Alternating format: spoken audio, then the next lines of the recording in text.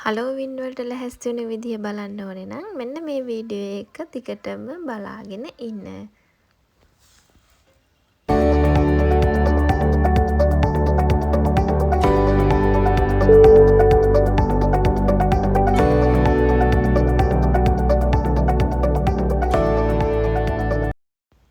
දෙදස් 22 හලෝවින් වලට ලෑස්ති වෙලා මෙන්න මේ විදියට තමයි අපි මේකප් එක කරගත්තේ.